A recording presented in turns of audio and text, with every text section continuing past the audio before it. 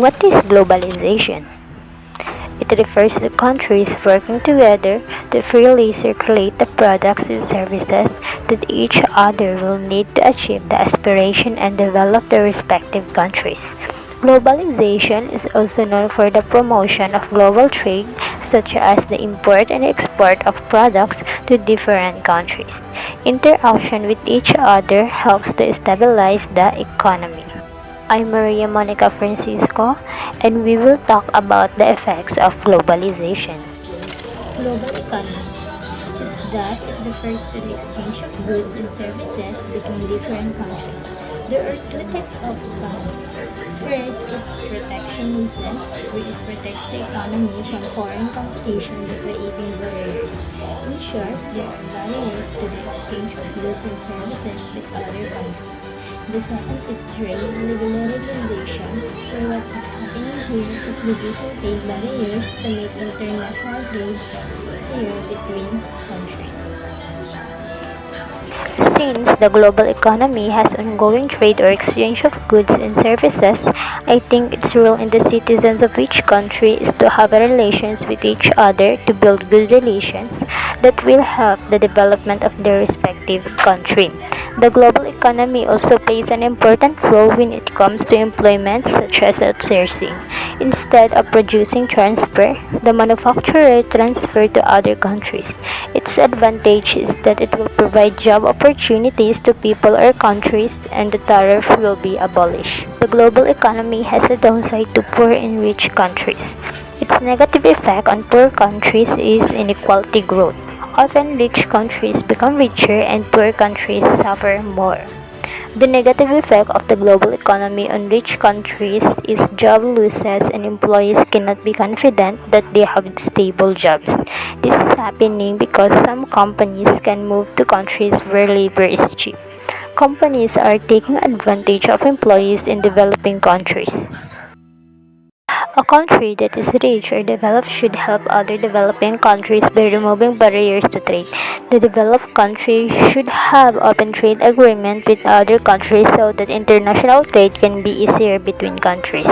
I think this is what should happen because trade it plays an important role in a country. Importing and exporting products and services is one of the ways for a country to prosper.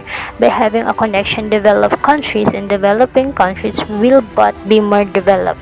Developed countries can not only help themselves but also countries that are still in the process of development.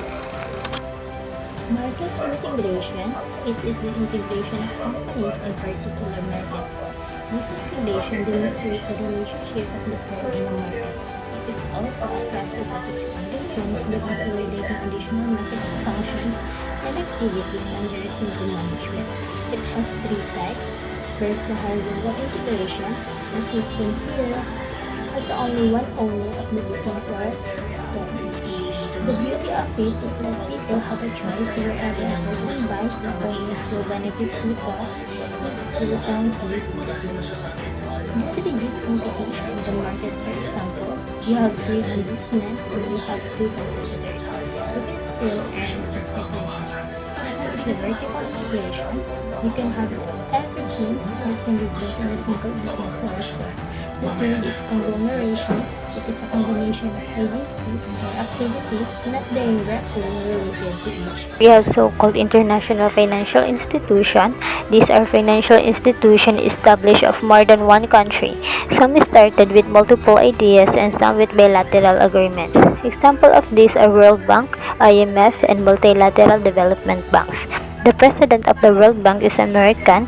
It is a product of the Bretton Woods Agreement and has 185 member countries including the Philippines. These are low interest loans, interest-free credits, grants to developing countries, and financial and technical assistance. The president of the IMF is European. It promotes the growth of trade, establishing a system of multilateral payments, member countries, and funding facilities. The World Bank and the IMF lend to countries, but they lend depending on the country's credit standing. If the credit standing is low, some conditions will be given before lending. When it comes to IFI, they only lend money to those countries that they see as capable of paying. There are also countries that are marred in debt. The people of the country also have a hard time when their country goes into debt. Because in order to pay it off, it is necessary to have inflation or increase in prices for high tax to be collected from the people. This tax will be paid on the loan. As a result, the country's population is struggling. Market integration has to do with business such as products. If these businesses are successful, the country's available tax will be good and it will be a big help to development. But if the situation of the companies is not good, the country's tax will not be collected enough, and this will be the reason why the country will borrow money from the IFI or financial institution to finance the projects and the country's needs. Global interstate system. The interstate means that countries have their own power. There are powerful countries and there are not. There is a country that is influential in terms of economy.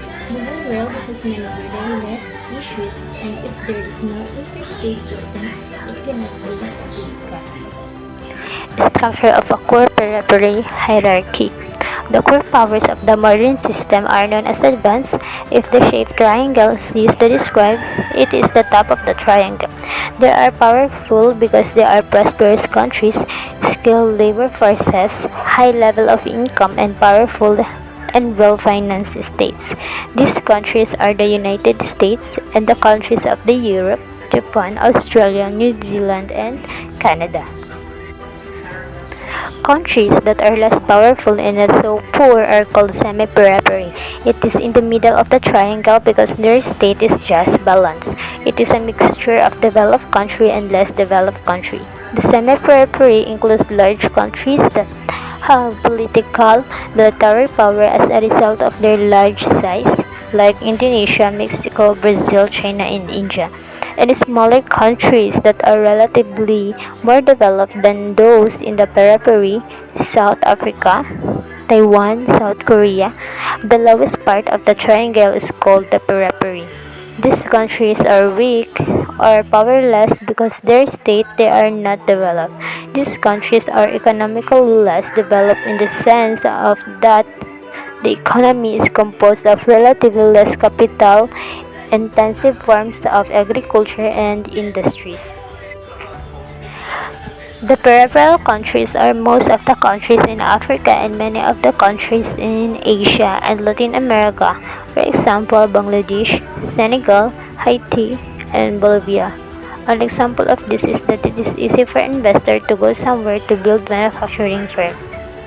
The United Nations has many specialized agencies under its umbrella, including the UN Children Funds or UNICEF, the UNESCO, World Bank, World Health Organization, and more. Members of the UN Security Council, one of the institution's six principal organs, focus on maintaining international peace and security. The World Bank helps countries by lending money. The country will pay for it through taxes. It lends to help countries do the project for their area. There were many stakeholders to discuss the problems. Its goal is interaction and cooperation to have a better world. The United Nations is an example of landscape. Its ability is to make affairs of international law. Doing so, that countries can reach an agreement and avoid conflicts. Its other capabilities are security, human rights, economic development, and social progress. Serve for countries around the world. It promotes international cooperation, create and maintain international order, maintain peace, developing relations among nations, foster cooperation between nations in order to solve economic, social, cultural, or humanitarian international problems. UN needs to focus on issues that threaten world peace and security. Examples of these are humanitarian crises, civil war, territorial disputes, and terrorism. This issue is more and more prevalent today, and this problem gives birth to new problems such as human suffering, illness, and environmental impact. A non-state such as the United States was formed to negotiate conflicts. It was built to have peace. Peace is one of the reasons why the UN came into being, and this is its main goal. According to the UN, peace is not just about the loss of war, it is also about the dignity and well-being of human beings around the world.